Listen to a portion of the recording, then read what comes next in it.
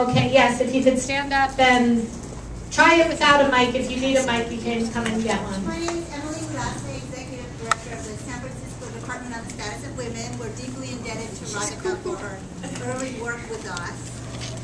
One of the reasons the 1998 CEDAW ordinance worked was it was a broad coalition of nonprofit groups, Amnesty International and other groups in our community. But most importantly, together with the ordinance, was money for staffing of one additional person in my 6-person shop and $40,000 to pay experts to help us get it off the ground.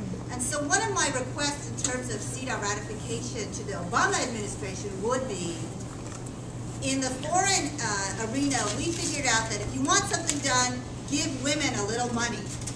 So in the implementing legislation related to CEDAW, to give money to local commissions on the status of women, that would be the greatest fiscal stimulus you could find, because women find ways to use that money in very productive, constructive ways.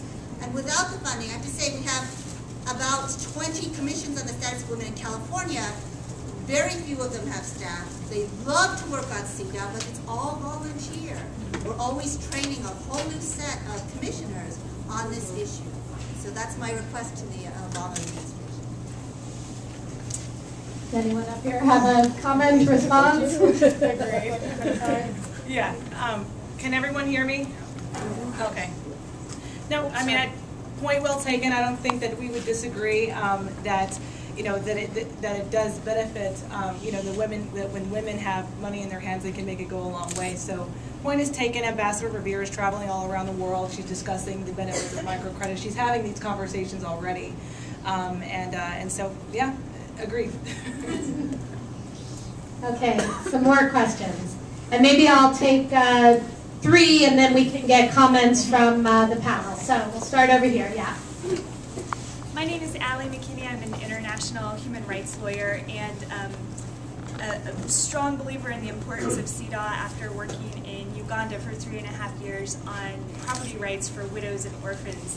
And most of our clients were extremely poor. It was an uphill battle to secure their property and inheritance rights, but those rights would not have been on the books were it not for ratification of CEDAW in Uganda, and then change of the Constitution in '95, and then domestic legislation which continues to be reformed to comply with CEDAW.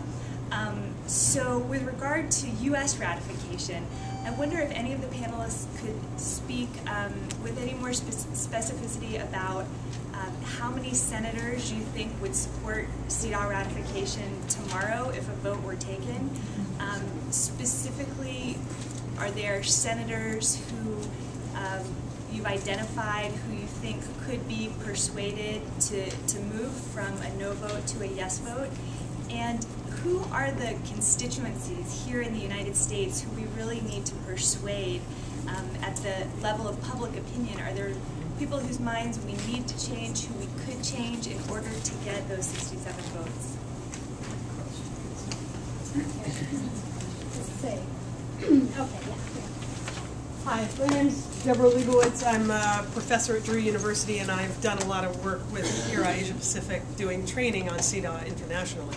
And I guess my question is also for the administration, because I think that it's easy to say that the Obama administration is very supportive. So was the Clinton administration. That didn't work. And in fact, if the Clinton administration is, I hope it's not an indication of what will happen, right? You lose the majority, and certainly will lose probably some Senate seats, and so we'll be further away from 67 at any rate. And he didn't act fast enough. Bill Clinton didn't act fast enough on this, and he didn't take leadership. And so I think it's one thing to say supportive and another thing to exhibit leadership. So that's one point. And the other thing is that I'm curious about what kinds of reservations the administration is talking about. Because on the one hand, I agree that what the panelist is saying, that it's important for the U.S. to take a leadership role vis-a-vis CEDAW around the world. But I think at the very moment that CEDAW committee has been very explicitly focusing on reservations, doing away with reservations, forcing countries to take accountability and say that they cannot have reservations which are counter, to the intent and purpose of the treaty, then it is actually potentially counterproductive for the United States to sign on with broad-scale reservations. And so I'm actually quite concerned that what we will do is sign on, but with reservations that I think in the end will weaken the CEDAW committee and CEDAW's monitoring process internationally. Okay, and one third one, yeah. My name is Noema Chaplin. I am executive committee member of UNA-USA Council of Organizations. First of all, congratulations. It's a really very important network. Now discussion, but you need to emphasize social problems related with women's issues in the United States. For example, women, they have no access to justice and unpaid job, and a lot of thousand organizations which working for women's issues, but what is the practical results? And ratification of CEDAW is necessity, because the United States can play leadership on international arena, but first of all, you need to emphasize what is going on in the United States. And the question is, one of the questions, what is going on with legislation for domestic violence? There is no legislation yet. And what kind of practical assistance you can see to involve more potential UNA-USA, because it's Council of Organizations, how we can work together and see the result. Okay. I couldn't hear her last, the final question. She's a little bit low. Can you repeat just the end of your last question? Yes, my question is, UNA-USA is an organization and Council of Organization, 100 United States-based organizations. How we can involve and be more productive to ratification of CEDAW. We do it through internet, and practically we need to see more results of these actions. Who would like to begin? I can take the first two. They were all to you? Yeah, I know. Okay, so I think this is off. Okay, you can hear me. All right, so to the first question as to sort of, which senators, need to be addressed and which one need to sort of be swayed. I'm not quite, in the first question that you asked was whether if they took a vote tomorrow, whether they would vote. I think that, there's obviously still work to be done. I can't speak to the internal conversations that are being had specifically. I can tell you that Ambassador Revere has set up a number of meetings. I know that she has met with Senator Lugar, which is where which is where she had started.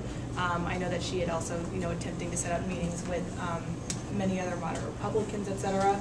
But I can't speak specifically to what those conversations had resulted in. But I think more broadly. And your point is taken on, it's one thing to say that the U.S. supports versus exhibiting leadership. And I think that, so I would sort of look at it sort of twofold. You have to have the leadership first because, we had a meeting, I believe it was on February 4th, and it was the White House, it was Ambassador Revere, it was led by Ambassador Revere, Samantha Power with the NSC, as well as Tina Chen, and we heard a lot from, we had the same conversation about, how do we sort of move this forward so we don't get stuck, not ratifying it again when we have the opportunity to do so. I think that we wish in so many ways that, that we could wave a magic wand and just say, President Obama says this is what we need to do, but just understanding the sort of political realities, but not being discouraged because of it. Yes, do we have a challenge in sort of moving some senators to the floor?